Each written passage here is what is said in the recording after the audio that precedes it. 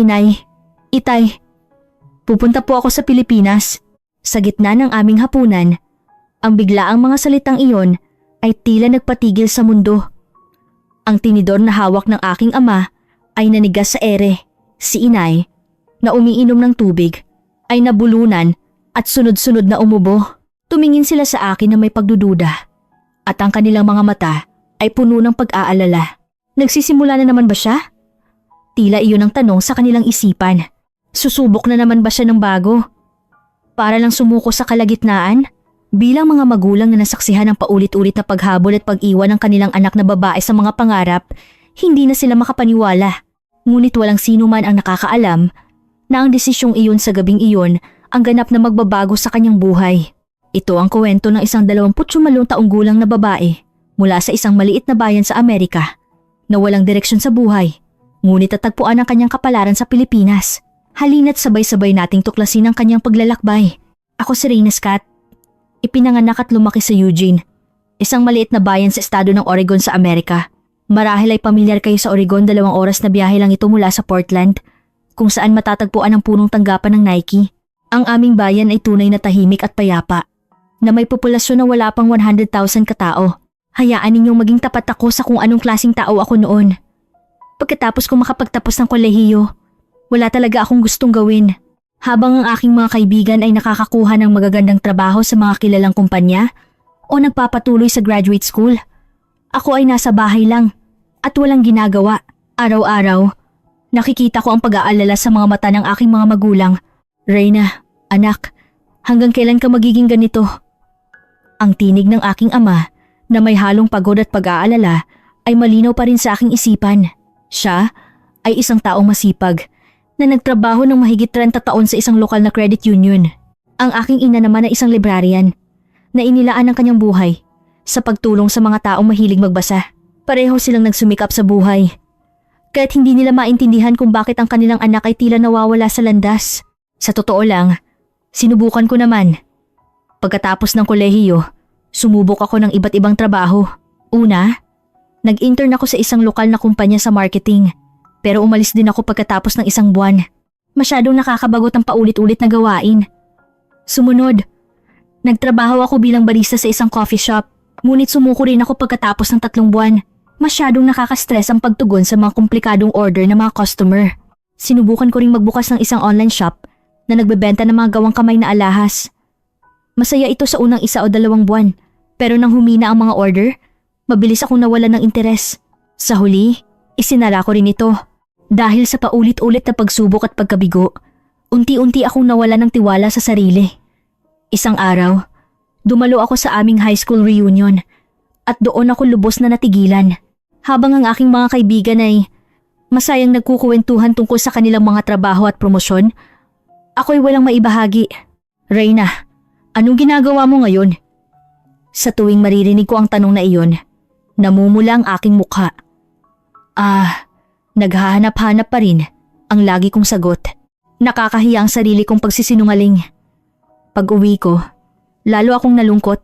Tinitingnan ko ang aking sarili sa salamin at paulit-ulit na tinatanong, ano ba talaga ang gusto ko? Saan ba ako magaling? Ngunit walang sagot na dumating. Lumipas ang mga araw na ganito ang aking routine. Paggising sa umaga, kukunin ang telepono at mag-scroll sa Instagram. Sa tanghali, manonood ng mga serye sa Netflix. Sa gabi, magbababad sa YouTube. Naiinggit lang ako habang tinitingnan ang mga post ng aking mga kaibigan sa kanilang magagandang opisina habang ako ay nakapajama lang sa bahay at kumakain ng chichirya. Ang aming relasyon bilang pamilya ay unti-unting naging awkward.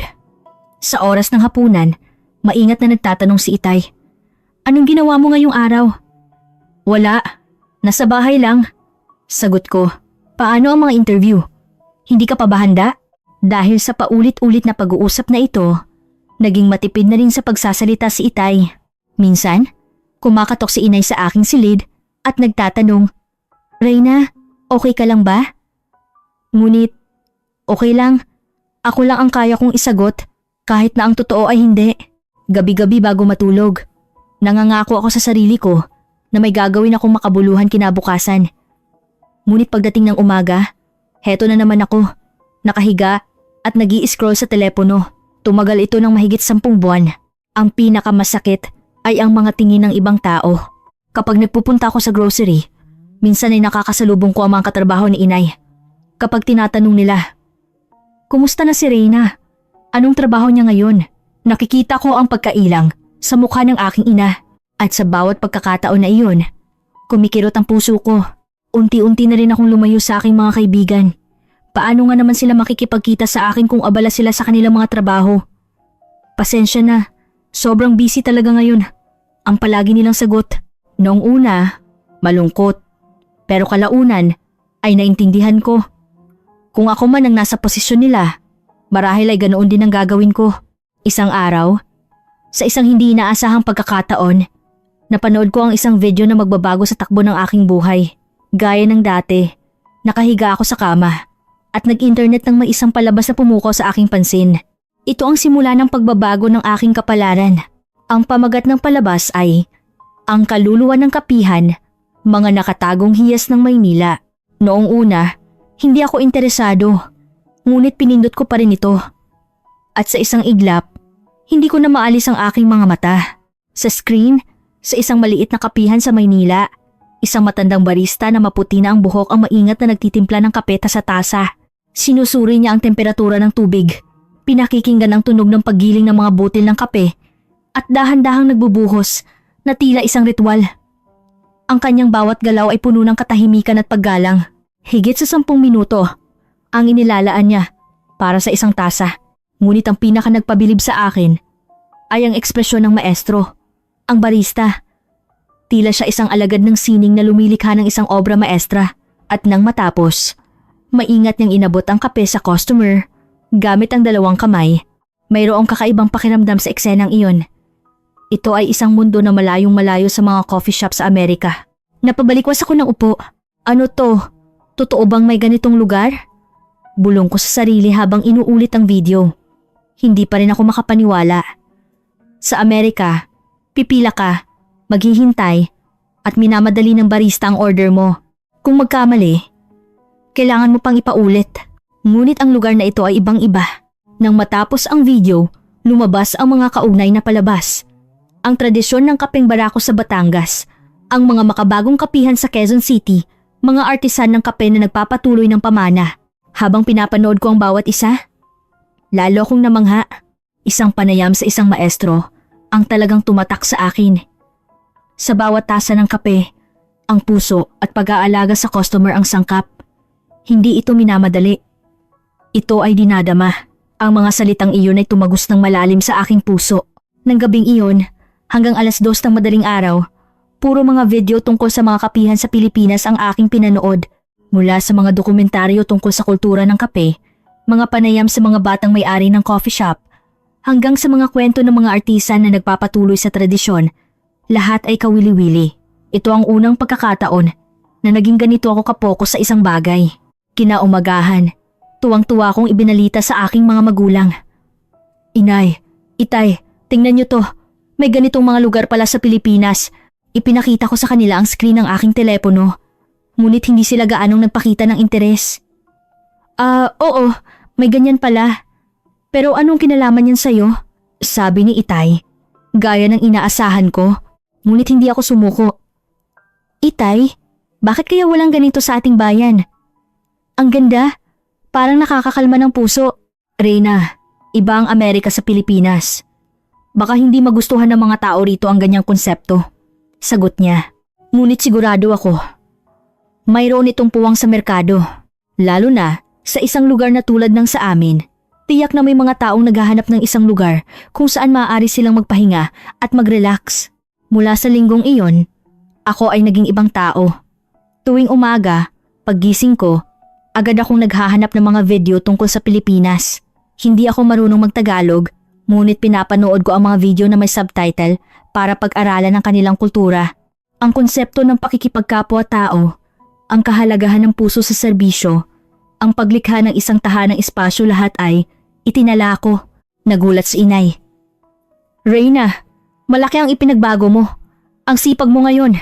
Nag-aaral po ako tungkol sa mga kapihan sa Pilipinas, Inay. Sa Pilipinas? Bakit doon ka nagka-interes? Sa totoo lang, Hindi ko rin alam ang eksaktong dahilan. Basta't naramdaman kong may humihila sa akin. Sa unang pagkakataon, naramdaman kong natagpuan ko ang isang bagay na gusto kong gawin. Pagkalipas ng isang linggo, naramdaman kong hindi sapat ang panonood lang ng mga video. Gusto kong pumunta doon at makita ito mismo. Ngunit malayo ang Pilipinas at hindi mura ang pamasahe. Ang tanging pera ko noon ay ang naipon kong 4,500 mula sa mga part-time job ko noong kolehiyo. Gaya ng inaasahan, ganito ang reaksyon ng aking mga magulang nang sabihin ko sa kanila. Reyna, seryoso ka ba? Bigla-bigla kang pupunta sa Pilipinas? Anong iniisip mo? Itay, gusto ko pong matuto. Pakiramdam ko, kailangan ko itong makita at maranasan ng personal. Hindi ka marunong magtagalog. Anong gagawin mo roon? Tama siya. Ang alam ko lang ay, salamat po at magandang umaga. Ngunit sa hindi maipaliwanag na dahilan, mayroon akong tiwala sa sarili. Pakiramdam ko, may magagawa ako. Nagpasya akong mag-enroll sa isang online basic Filipino language course. Araw-araw, nag-aaral ako ng 2 oras. Natutunan ko ang alpabeto at mga pangunahing parirala. Masaya pala, ang kanilang sistema ng pagsulat at wika ay bago at nakakatuwa. Habang nag-aaral ng wika sa loob ng 1 buwan, nagplano rin ako ng aking biyahe. Ang tiket sa eroplano ay humigit kumulang 1,100, hindi gaanong kamahal tulad ng inaasahan ko. Kung sa guest house ako tutuloy, aabutin lang ng mga 35 bawat araw. Ang pinakamalaking hamon ay ang pagkumbinsi sa aking mga magulang. Araw-araw, sa oras ng hapunan, binubuksan ko ang usapan tungkol sa Pilipinas. Itay, nalaman ko po na may mga programa pala sa Pilipinas kung saan pwede akong mag-aral tungkol sa kanilang coffee culture. Reyna, seryoso ka na ba talaga dyan? Opo, seryosong seryoso. Ito po ang unang pagkakataon na naramdaman kong may gusto talaga akong gawin. Maingat na nagsalita si inay. Pero Reyna anak, sigurado ka bang may matututunan ka roon? Hindi ka marunong ng kanilang wika. Inay, may mga translation app na po ngayon. At saka, sabi nila, marunong din naman mag-Ingles ang mga Pilipino. At nag-aaral na rin po ako ng Filipino. Nag-aalala pa rin sila. Ngunit sinabi nilang ito ang unang pagkakataon na nakita nila akong ganito ka-passionate. Sa huli, pagkatapos ng 1 buwan, pumayag na rin sila. Sige, pero may kondisyon. 6 na linggo lang. At kailangan mong patunayan na may natutunan ka talaga. Pangako po. At sa wakas, nag-book ako ng tiket papuntang Pilipinas. Ang alis ko ay 1 buwan mula noon. Sa loob ng 1 buwang iyon, naghanda ako ng husto. Nag-aral ako hindi lang ng wika, kundi pati na rin ng kultura, business etiquette at pagkain ng Pilipinas. Gabi bago ang aking pag-alis, hindi ako makatulog. Sabik na sabik ako. Ngunit kasabay nito ay takot. Matatagpuan ko kaya ang hinahanap ko sa Pilipinas? O isa lang itong panandaliang interes? Ngunit isang bagay ang sigurado. Sa unang pagkakataon, naramdaman kong natagpuan ko ang isang bagay na gusto kong gawin. Paglapag ko sa Ninoy Aquino International Airport. Ako ay namangha, hindi dahil sa teknolohiya, kundi sa init, ang literal na init ng hangin at ang init ng pagtanggap ng mga tao, ang organisadong kaguluhan. Ang tunog ng mga busina ng jeepney sa di kalayuan, ang ngiti ng mga staff, ito ay isang bagong mundo. Nagbook ako ng Grab papunta sa aking guest house malapit sa Makati at agad na nagtungo sa kapihan na aking pinapangarap. Ang may-ari, si Mang Jose Cruz, ay isang kalmadong lalaki na nasa edad 50 na may karanasan sa pagtatrabaho sa ibang bansa kaya't marunong siyang mag-Ingles. Reyna, ikaw pala yun. Totoo ngang pumunta ka rito para matuto tungkol sa kultura ng kapihan sa Pilipinas? Ang loob ng kanyang kapihan ay nakakagulat na tahimik at payapa. Ang mga muebles na gawa sa kahoy ng nara, ang malambot na ilaw mula sa mga bintanang kapis, at ang mahinang tugtog ng musikang OPM, tila tumigil ang oras sa lugar na iyon. Ang pinakamahalaga sa lahat ay ito, sabi ni Mang Jose habang nakatayo sa kanyang estasyon ng pagtitimpla.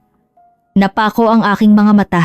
Bago siya magbuhos ng mainit na tubig, huminga siya ng malalim. Kailangan mong pakalmahin ang iyong isip at puso. Isipin mo ang taong paghahandaan mo ng kape. Ang kanyang dahan-dahang pagbuhos ng tubig sa paikot na paraan ay tila isang sayaw. Bawat patak ay mahalaga. Nang matikman ko ang natapos na kape, hindi ko napigilang mapaluha. Ito ang pinakamasarap at pinakapuso na kape na natikman ko sa buong buhay ko. Sa unang linggo, habang nagmamasid ako sa tindahan, may natuklasan akong mas nakakamangha. Ang mga customer ay pumupunta hindi lang para sa kape. May isang pagod na empleyado mula sa opisina na tahimik na nagbabasa ng libro. May isang matandang mag-asawa na nakaupo lang at ninanamnam ang kanilang kape ng walang imikan. May isang estudyante na mag-isang nakatingin sa labas ng bintana, malalim ang iniisip. Lahat sila ay pumupunta sa lugar na iyon para hanapin ang kapayapaan ng isip. May isang eksena na hinding-hindi ko malilimutan. Isang batang babae na unang beses pumunta ang tila nalilito sa menu. Nilapitan siya ni Mang Jose. "Ineng, anong nararamdaman mo ngayon?" Tanong niya. "Medyo pagod po," sagot ng babae. "Kung ganoon, irerekomenda ko ang timpla na magpapakalma sa iyong puso." Sa simpleng pag-uusap na iyon, naramdaman ko ang init at pag-aalaga. Ito ay hindi lang isang coffee shop. Ito ay isang lugar na nag-aalaga ng kaluluwa. Sa ikalawang linggo, pinayagan na akong tumulong. Maingat akong tinuruan ni Mang Jose. Ang paraan ng paggiling ng butil ay nakakaapekto sa lasa. Kailangan mong isipin ang gusto ng customer. Ang temperatura ng tubig ay nag-iiba. Depende sa klase ng butil. Ito ay isang paraan ng pagpapakita ng pag-aalaga. Ang pagpapainit sa tasa ay para manatiling masarap ang kape hanggang sa huling lagok. Lahat ng proseso ay may kahulugan. Lahat ng kilos ay may kasamang puso para sa customer. Isang araw, may mahalagang bagay siyang itinuro sa akin. Sa Amerika, ang mahalaga ay bilis at kahusayan, hindi ba? Dito sa aming kapihan sa Pilipinas iba, dahan-dahan, maingat, at may kasamang puso. Iyan ang aming kultura. Ang mga salitang iyon ay tumatak ng malalim sa aking isipan. Sa ikatlong linggo, dumalo ako sa isang coffee seminar sa Bonifacio Global City. Nakilala ko ang mga tao mula sa Germany, France at Italy. Lahat sila ay humanga sa puso ng mga Pilipino. Ang pag-aalaga ng mga Pilipino ay walang katulad sa buong mundo, sabi ng isa. Ang sinabi ng tagapagsalita, si Ginoong Rafael Reyes, ay nag-iwan ng marka. Ang tunay na diwa ng isang kapihan ay wala sa kape, kundi sa pakikipag-ugnayan at pag-aalaga sa puso ng customer. Dahil sa mga salitang iyon, naging malinaw ang lahat. Mula sa ika-4 na linggo, bumisita ako sa iba pang mga kapihan. Sa isang tradisyonal na kapihan sa Batangas, pinapanatili nila ang lasa na minanapa sa 3 henerasyon. Sa isang modernong shop sa Cebu, sinusubukan ng mga batang may-ari ang mga bagong estilo. Ngunit lahat sila ay may iisang pagkakatulad. Ang maingat at taos-pusong pag-aalaga sa kanilang mga customer. Sa mga karanasang ito, nabuo ang isang matibay na paniniwala sa aking puso. Siguradong tatanggapin din ito sa Amerika. Ang mga taong pagod sa kanilang abalang buhay ay tiyak na naghahanap ng ganitong lugar. Pagkatapos ng 6 na linggo, may magandang mungkahi si Mang Jose. "Subukan mo itong gawin sa Amerika. Tutulungan kitang makipag-ugnayan sa mga supplier dito sa Pilipinas."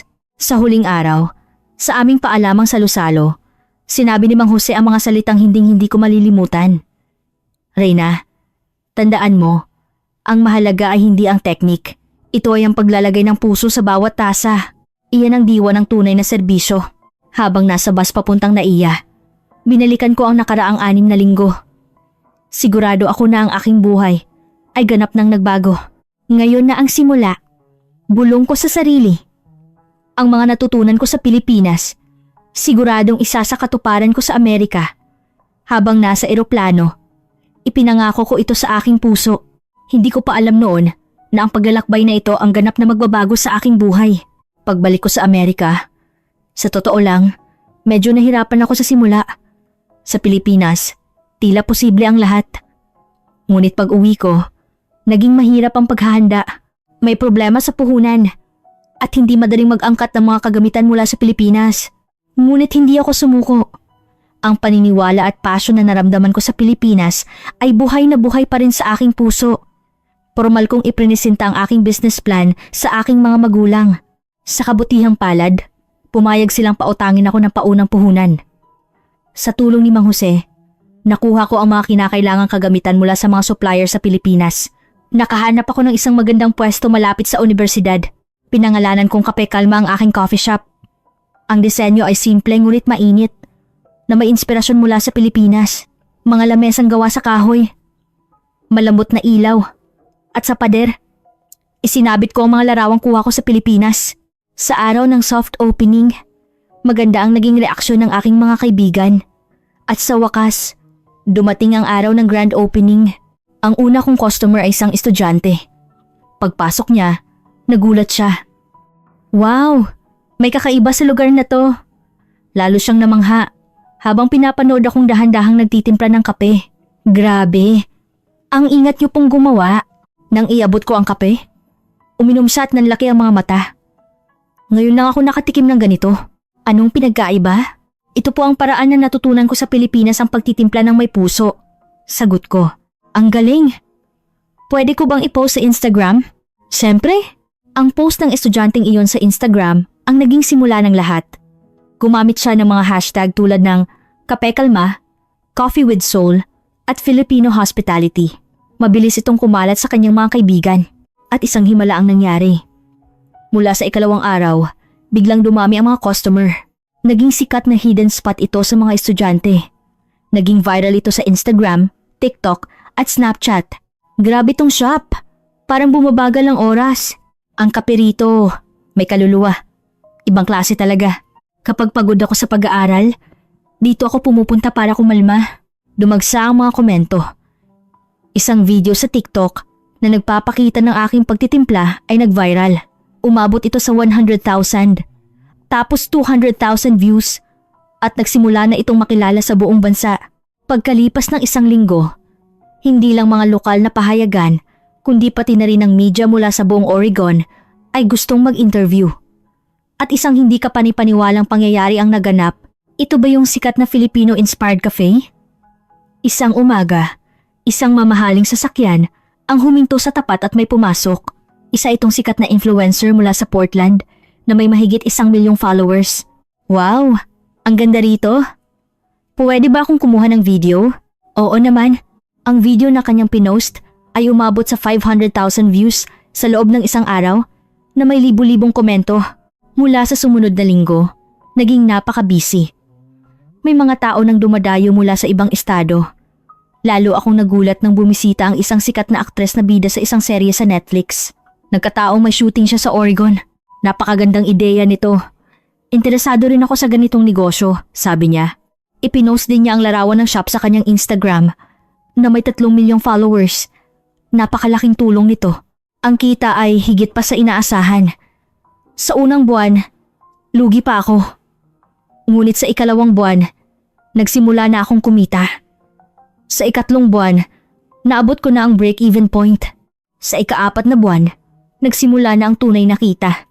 Ang benta sa isang araw na nagsimula sa $450 ay lumaki. At pagkatapos ng 6 na buwan, madalas na itong lumampas sa $950.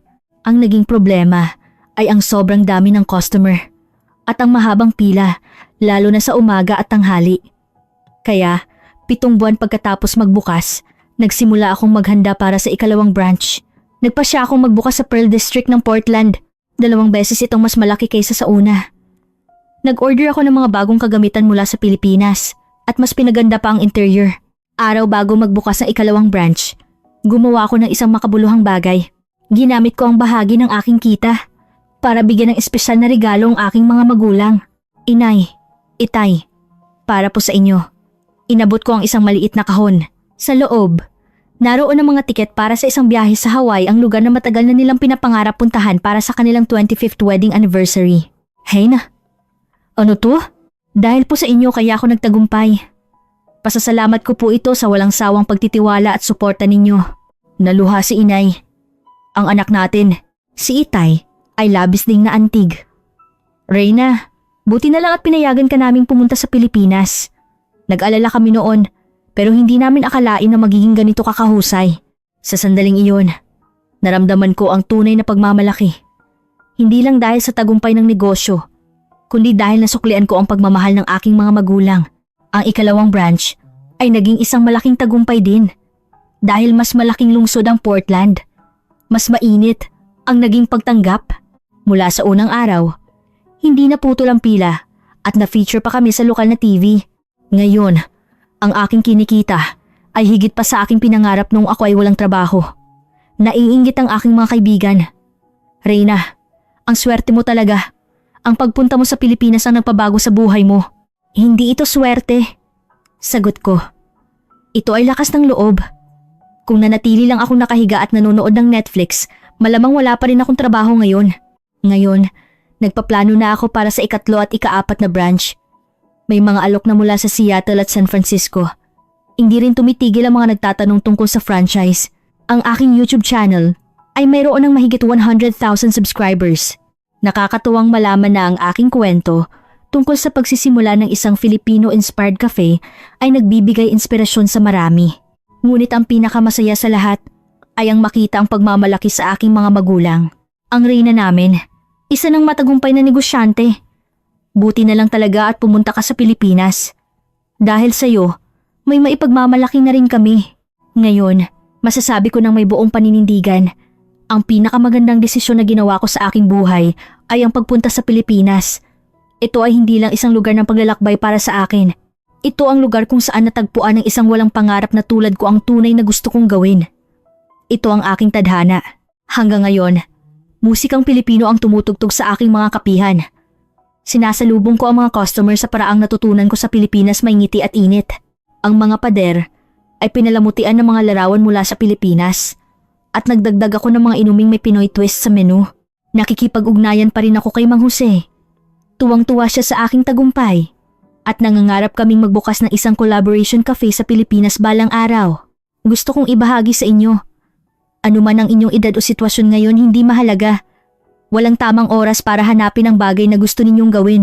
Kung nagawa ko, isang 28 taong gulang na walang trabaho, posible rin para sa inyo. Ang kailangan lang ay lakas ng loob para sa unang hakbang.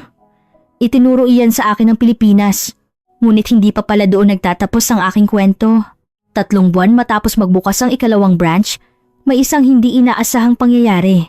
Isang hapon, pumasok ang isang lalaking Pilipino sa aking shop. Nakasuot siya at mayroong eleganteng dating. "Excuse me, is the owner here?" Tanong niya sa matatas na Ingles. "Ako po ang may-ari." Sagot ko. "Magandang hapon. Ako si Mr. Reyes, mula sa Maynila." Iniabot niya ang kanyang business card. Nakasulat doon, International Business Director ng isang malaking coffee chain sa Pilipinas. Kinabahan ako. Nakarating po sa amin sa Pilipinas ang balita tungkol sa inyong kapihan. Talaga po? Oo. Si Mang Jose ang nagbalita sa amin. Ang kanyang mga turo daw ay nakalikha ng isang napakagandang kapihan sa Amerika. Napaluha ako.